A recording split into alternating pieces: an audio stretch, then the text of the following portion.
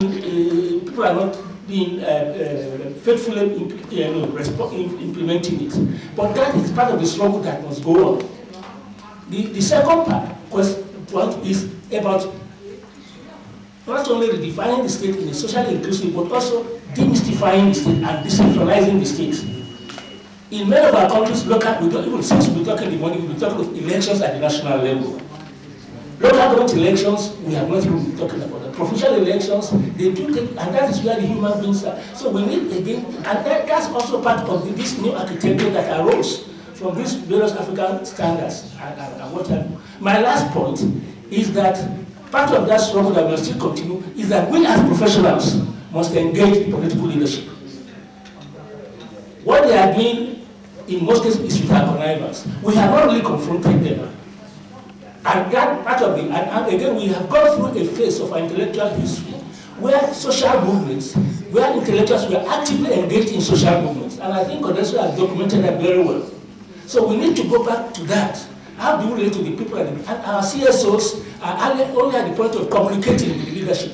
They do not go down at the grassroots level to engage the people and to push forward a people's movement that will confront the political leadership in a way that they cannot resist. They cannot resist. Thank you. Mine is, I don't know if it's a question or an observation, but having sat down throughout this morning up to now, you know, the presentations were very good and they addressed a lot of the current trends in politics in Nigeria today. But I think there is a need. Sorry, please introduce yourself. Oh, okay, sorry. Asma Osani Mekudi, I'm a lecturer with Kaduna Polytechnic. Thank you. I think there is a need to focus seriously on the issue of violence. In all the democratic experiences and the elections we have had in Africa, there is a lot of violence, and this violence is perpetuated by the youth.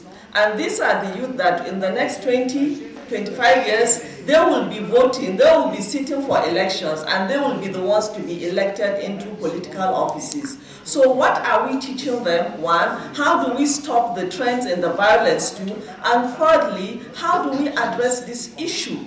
How do we address it so that the violence can be stopped? The political parties, somebody said they are parasites. I agree with you, they are parasites. So what do we do? What are the options? How do we stop the violence? How do we stop the youth from being used today? Because these are the leaders of tomorrow. 20 years, 25 years from now, they may be standing for elections. What sort of leaders will we produce by then? Thank you. Thank you very much.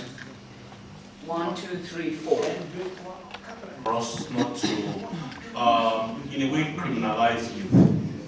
The youth are as much a criminalization of youth. Your name? My name is Charles Ukeje. I work with the Institute for Peace and Security Studies at Sokoto University. I think it's important for us not to criminalize youth in the context of the kind of violence that we're seeing in many countries.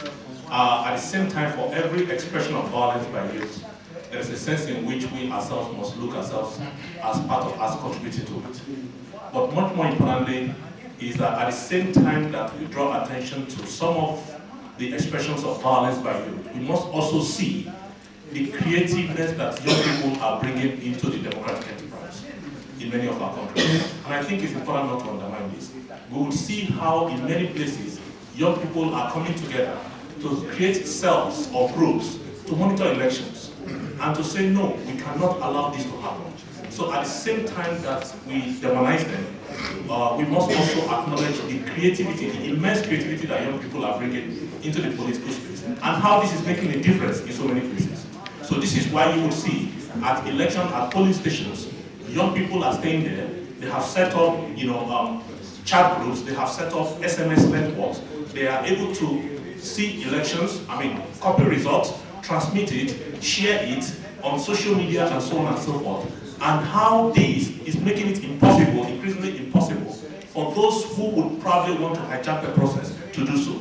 Because once they copy the elections from where it is pasted by INEC, they take photographs, they share it on social media, it becomes very, very difficult for anyone to change those results. And I think that it's important that we must underscore this and actually consciously support and help them to advance this. And I think that this, arising from this, is how I think that formal institutions must create a space for this kind of youth-led enterprise to thrive. Currently, we see them essentially in that mode that they are not adding value to the process. But I think that they are doing much more than we are, acknowledging. And sadly so, because we continue to reinvent that mindset that young people are dangerous to our polity. And I think this is completely wrong. Thank you. Was number 2? Yes, please. Thank you very much. My name is Rahimat Mahmoud. The first one is what Professor Lukoshi said about, I think the same thing with Dr. Maklosa in terms of rethinking the kind of democracy that